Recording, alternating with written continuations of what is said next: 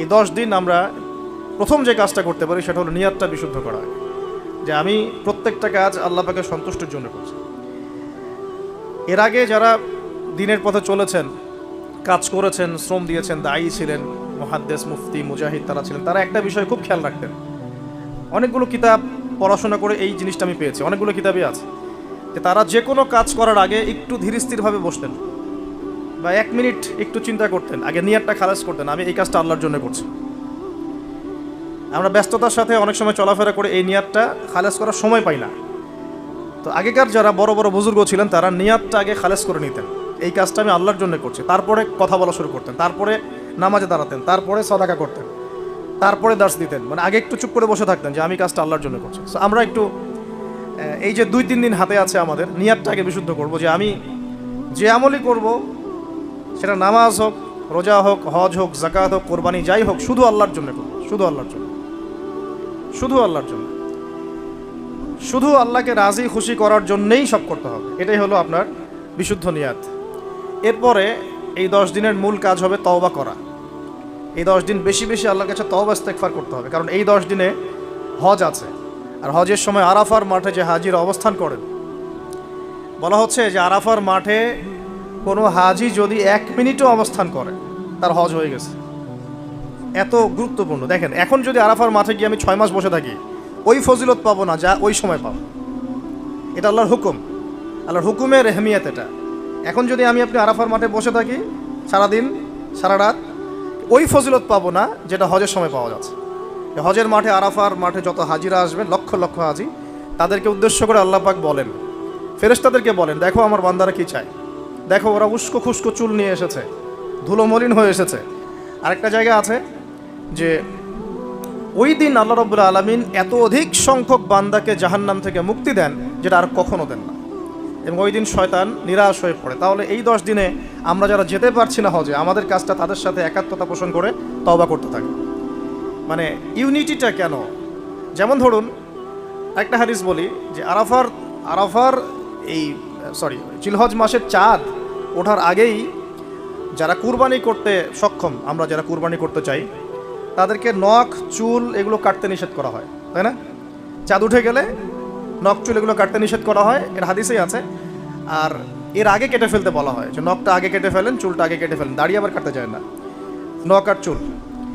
তাতে কি হবে, আমরাও একটা, ওই যে যারা আমরা মানে হজ করতে যেতে পারি নাই, তাদের সাথে আমাদের একটা একাত্মতা হলো। কিন্তু তারাও যেমন এগুলোকে স্যাক্রিফাইস করলেন, আমরা আমাদের জায়গা থেকে স্যাক্রিফাইস করলাম এবং এই নেকিটা পেলাম, একটা কুরবানি নেকি পেয়ে গেলাম ইনশাআল্লাহ। কিন্তু আমি কিন্তু ওখানে গিয়ে কুরবানি করতে পারি নাই, তাহলে সারা মুসলিম বিশ্বের সাথে একটা একাত্মতা পোষণ করা হলো, ইউনিটি দেখা হচ্ছে এখানে। এই জিনিসটাই ওখানে তারা তওবা করেন, আমরা এই সারা এই 10টা দিন 10টা রাত তওবা ইস্তেগফার করতে থাকবো। আল্লাহ পাক তৌফিক দান করেন। কমপক্ষে দিনে 100 বার আস্তাগফিরুল্লাহ ওয়া আতুবু ইলাইহি, এটা বলা উচিত। এরপর একটা বললাম নিয়াত, এরপরে তওবা। এরপরের কাজটা হচ্ছে, বলে ফেলেছি অলরেডি, যে আমাদের চুল নখ যেগুলো আছে এই 2-3 দিনের মধ্যে কেটে ফেলবেন। আগামী সোমবারে কিন্তু শুরু হচ্ছে আমাদের, তাই না? আগামী সোমবারে প্রথম জিলহজ শুরু হচ্ছে।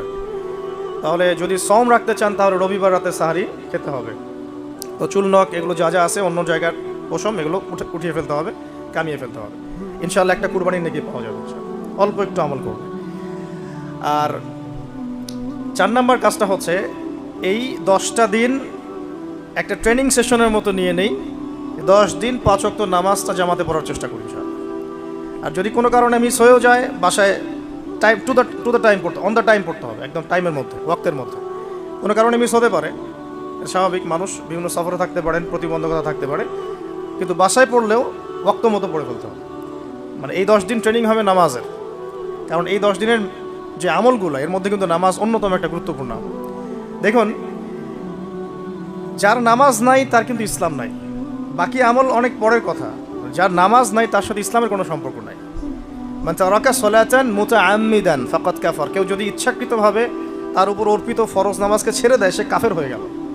এটাই সবচেয়ে স্ট্রং ফতোয়া, সবচেয়ে মানে সহজ এবং নরম ফতোয়া দিয়েছেন ইমামে আজম আবু হানিফা রাহিমাহুল্লাহ।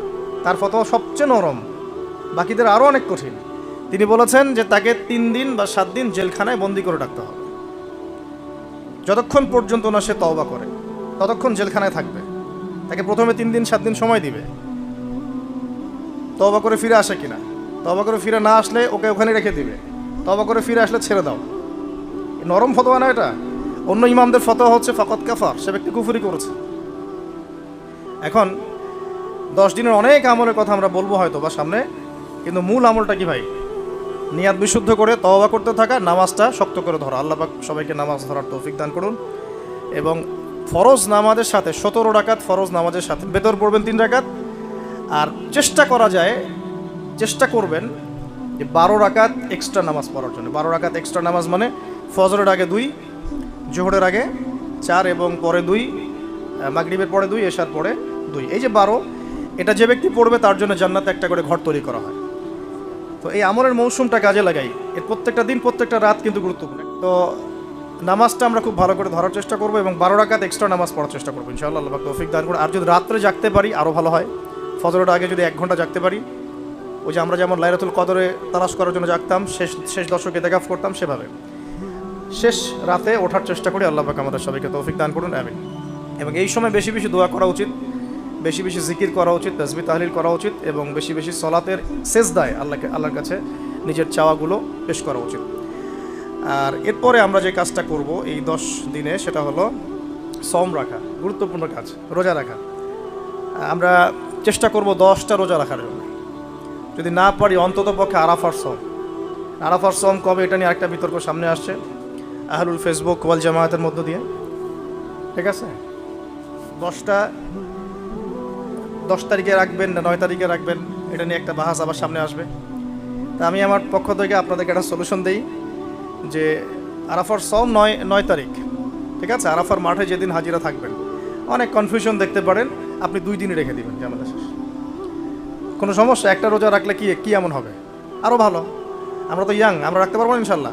না খেয়েও রাখতে পারবো ইনশাল্লাহ। পানি যদি নাও খেতে পারেন, 1 ঢোক পানি খেয়েছেন সাহারিতে, ওটা দিয়ে রোজা রাখা যাবে না ইনশাল্লাহ। তো আমরা পারবো। আমাদের মনের মধ্যে শয়তান কিছু দুর্বলতা সৃষ্টি করে।